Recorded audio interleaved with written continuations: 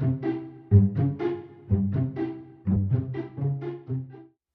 everyone, hi, welcome back to my channel. Today I have another picture book video for you. This is the 9 best picture books I've read recently, and definitely some of the top, I would say, 20 books I've read this year. I really love the 9 books that I picked out to show you today. If you're new to my channel, then hi, I am Shelly. I really love books and reading. I have a special inclination towards illustrated picture books and illustrated books in general. Actually, that is one of my specialties, I would say.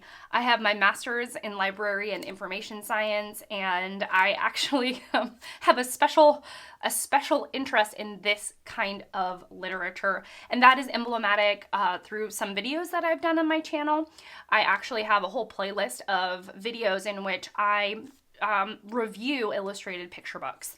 So if you like that, I'm going to leave the playlist down below. If you like this kind of video and you would like to see more of it, I would encourage you to subscribe and thumbs up the video. And without any further rambling on, let's go ahead and get into the meat of this video. These books are in no particular order. I really like different aspects of all of them. So this first one is Maybe by Kobi Yamada, and it's illustrated by Gabriella Baroque. I think that's how you say her last name. This book, and I'll start flipping through it. This book is magnificently illustrated. I have an inclination towards dark, grungy colors. I adore this like slate gray blue and the contrast with this like mucky green and this off yellow. I love it. Even like this mucky red. Oh gosh, isn't that just stunning? The color palette in this video is second to none. It's beautiful. The main idea of this book is thinking about potential. It's like a daydream in a book, and the drawings, the illustrations are emblematic of that. So it's like maybe you will help others see the beauty in each day. Or maybe you will lift cheering crowds onto their feet.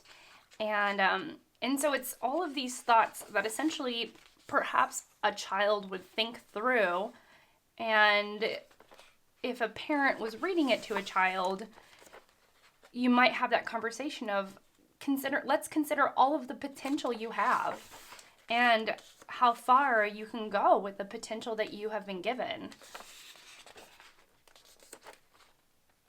And since it's a little bit of a daydream in a book, the illustrations are incredibly whimsical. And there's ups and downs. Like this one is maybe you may fail. And guess what? It's okay, because in failures you can learn something. It's not necessarily my favorite concept for a book. These more heady, in your mind kind of concepts don't tend to be my favorite, but I loved the illustrations. And I thought the concept was strong enough and worked well enough to include it in this video.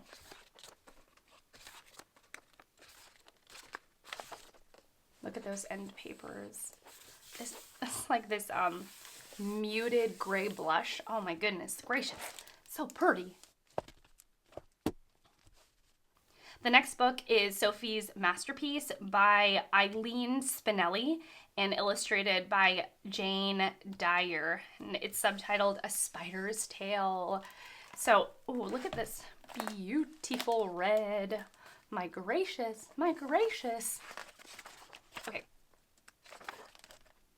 I really loved this story, partly because it has a very strong narrative to the story, which is my favorite kind of picture book. I love that there are bugs in this, well, spiders in this, and I love the illustrations.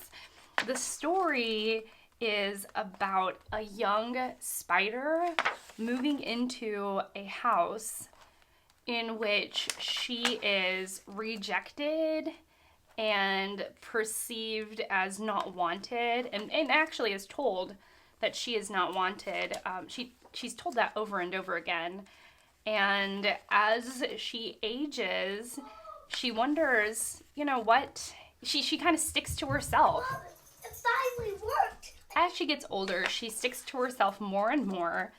And, you know, she kind of becomes more okay with that until she sees somebody who doesn't find her disturbing or gross. And she sees a need in that person. And so then she fulfills that need in her older years by creating something that person, you know, would really appreciate.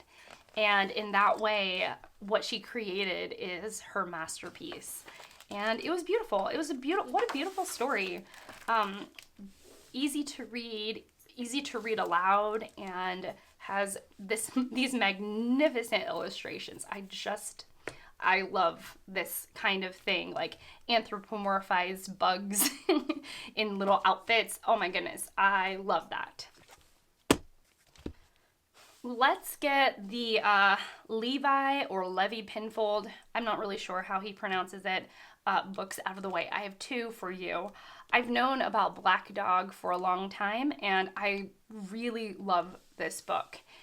It tells, oh man, these end papers are just stunning, and his art is utterly beautiful. Like, I can very easily get overexcited about his art. So this is the story about a dog that's seen outside of this family's home. It is the Hope family's home. This dog is spotted, and as everybody sees this dog, it really grows in their imaginations, in their estimation. And so the dog just gets bigger and bigger and bigger and more ominous and scarier. But these, oh my gosh, these illustrations, I could just eat them up until the smallest Hope family member sees the dog and connects with the dog. I mean, look, can we not? I mean, can we just sit here and appreciate, look at that scale. This massive dog and his nose and the little small person. His name is Small Hope. So, and the littlest one ends up figuring out what to do with this enormous dog.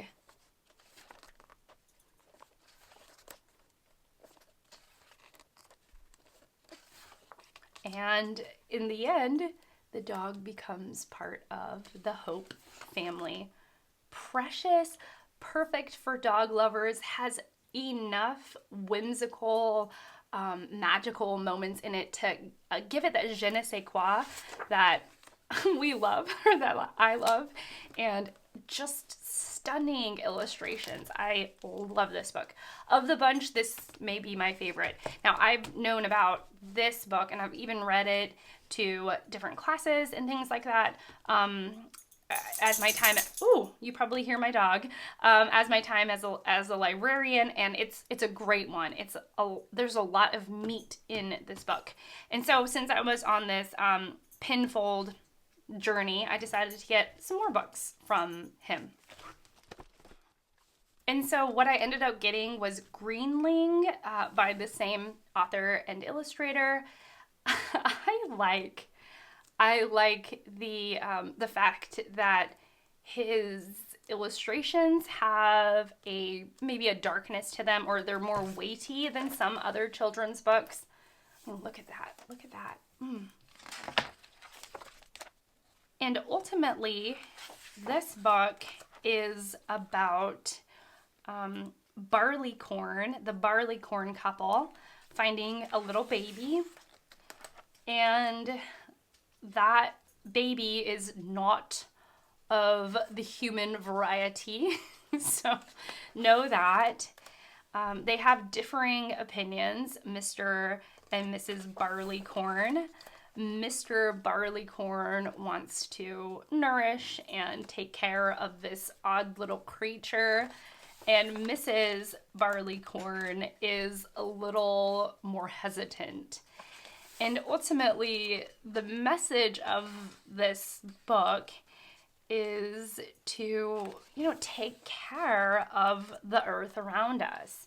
And it's told in this clever, beautifully illustrated book that puts the message front and center without overdoing it.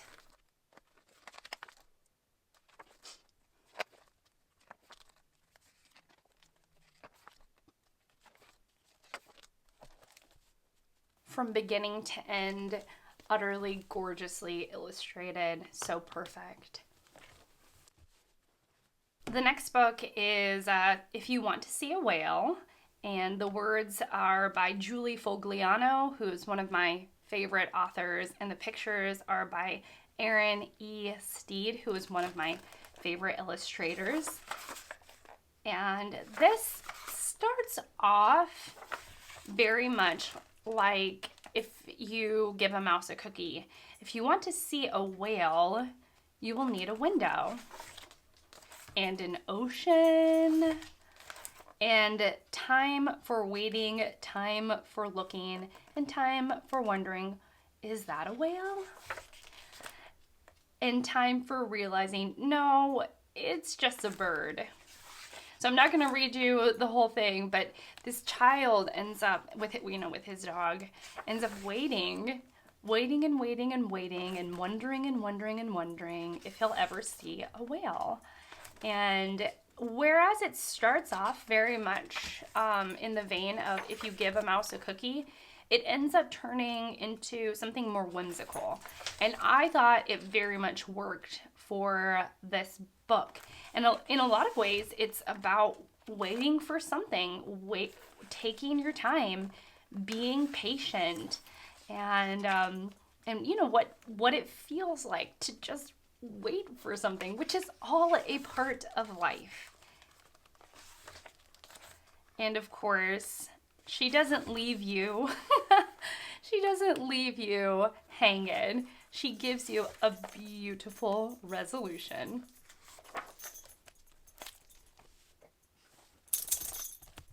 This is my only non-illustrated book. This is photographs, but it's so spectacularly done. And Levon Biss, or Levon Biss, he is a photographer that I have long admired, and so I was ridiculously excited to see that some of his photographs have been turned into a book. And he spent the words are by Gregory Moan. Look at this, these end papers, so awesome. So Levon Bliss, I really don't know how to say that, has spent some decades of his career photographing portraits of people of all kinds of backgrounds and professions and things like that.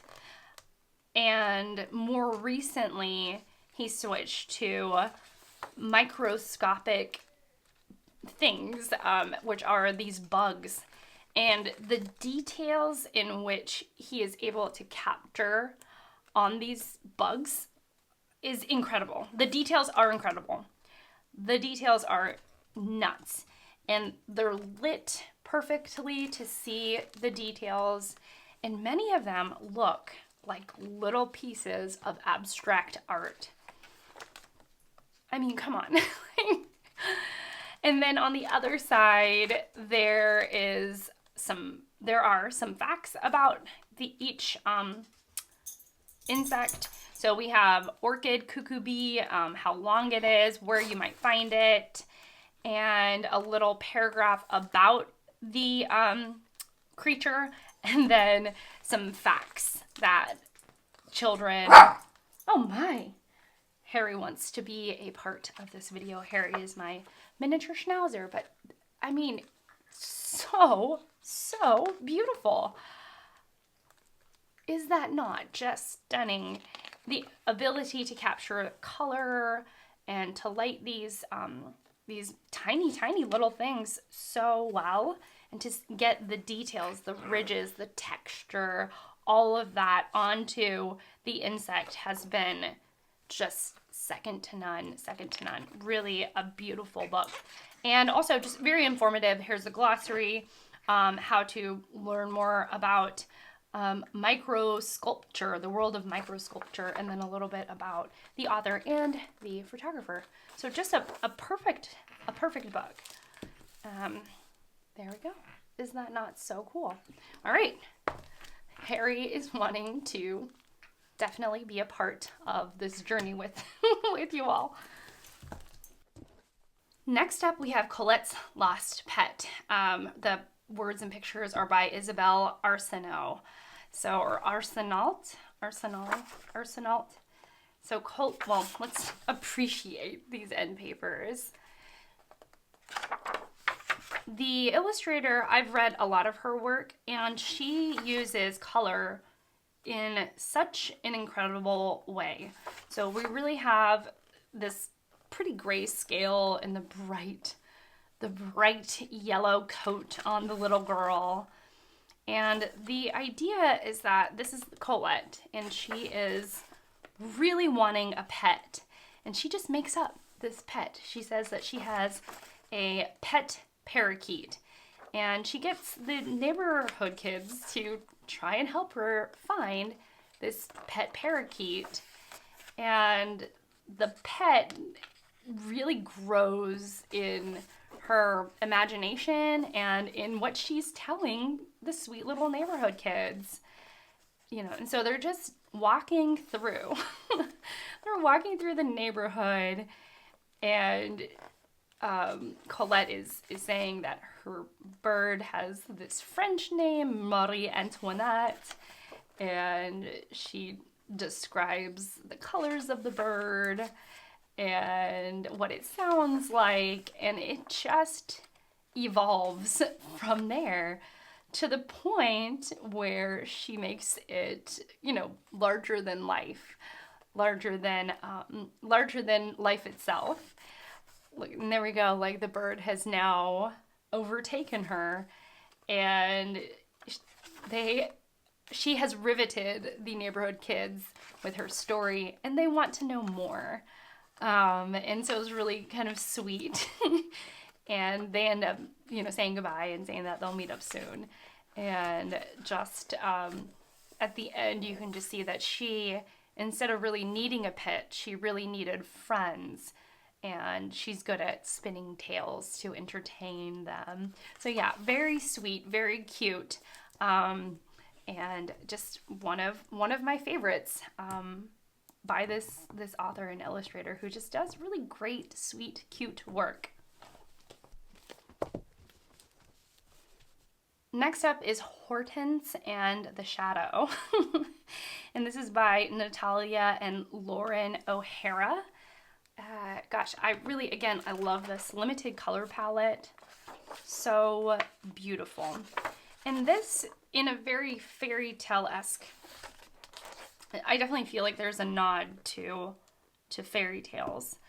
In that way, the story is told about this main character, Hortense, and how she feels about her shadow. She is grappling with her shadow. She doesn't like it. She feels she has lots of energy, like negative energy towards her shadow, and she feels like that negative energy is coming right back at her from her shadow. And ultimately, she loses her shadow, and then her shadow kind of pops back up and saves the day, in which she then is able to make peace with her shadow. And it's just a beautifully illustrated picture book. And I love the nods to I love the nods to this fairy tale-esque type story. I mean, is that not gorgeous? The final book is In the Woods by Eliza Wheeler. This book is incredible. So, we have a beautiful end papers of the woods and this kind of neighborhood in a way. And this is the story of a family whose father has just passed away. And so they have to live, like they have to change their living circumstances. And what they end up in is a pretty rundown home. And she does such a good job with space in terms of like, here's a bird's eye view from the ceiling down of this new home that they're going to now live in. And here is the cellar. And slowly but surely, the rundown little house becomes their home. And the area around this family provides so much for them in such simple and beautiful ways. And she really just takes you on that journey brilliantly as the story goes on. You probably hear my child yelling in the background. As the story goes on, the colors change, partially seasonally. Like autumn has these yellows and oranges and pale greens. And then winter has these whites and different shades of blue. But also it just feels like the book started off with a sad, struggling family. And as the book goes on, the colors warm up. Their faces become more alive. They're experiencing the seasons, which provide them with lots of joy and treasures. And then, and it starts to just liven up as the family livens up. And so it's genius in that way. And they end up making that house a home. And I believe she based this off of her grandmother's story. So there's a photograph of her grandmother's family. And that's, she did a similar, the illustrator had a similar portrait of her family, of the family in this book. That's what I mean by her family in the beginning. So it doesn't match up perfectly, but she was definitely inspired by her grandmother's family. So just a beautiful, beautiful book. One of my favorites for sure. This and the dog one. So yeah, that's it. Let me know what your favorite was. I'm always looking for good picture book recommendations. Oh, and I think that is my time to go. My dog has just lost his mind. But thank you so much for watching. Thank you so much for being here. I really appreciate it. And I will see you all in my next one. Bye.